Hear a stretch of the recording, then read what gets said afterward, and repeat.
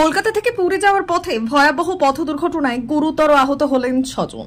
দুর্ঘটনাটি ঘটেছে পশ্চিম মেদিনীপুর জেলার খড়গপুর বালেশ্বর 16 নম্বর জাতীয় সড়কের কেশিয়ারি থানার কলাবনির কাছে।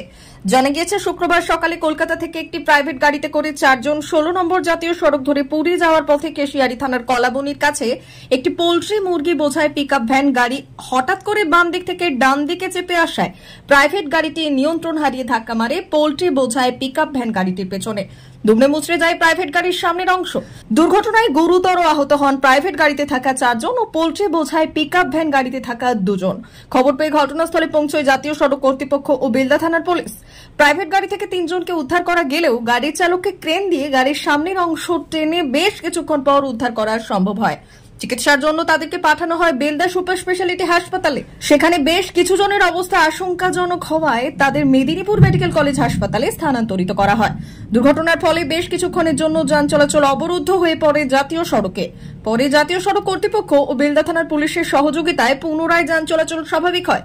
পাশাপাশি দুর্ঘটনার পর দুর্ঘটনাগ্রস্ত দুটো গাড়িকে উদ্ধার করে আটক করেছে বেলদা থানার পুলিশ।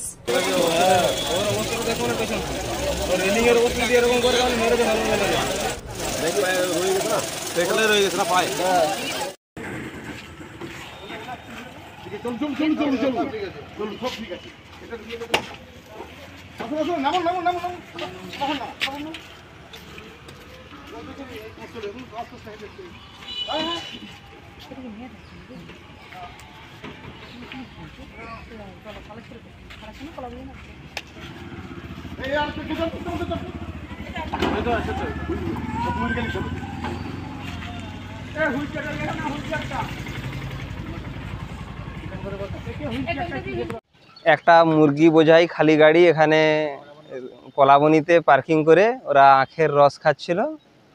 বেলদা থেকে উড়িষ্যাগামী একটা প্রাইভেট কার এসে পিছনে ধাক্কা মারে এবং ওই গাড়িতে থাকা ব্যক্তিরা আহত হয়। ওনাদেরকে স্থানীয় হাসপাতালে ভর্তি করা হয়েছে। ঘটনাটা সকালে হয়,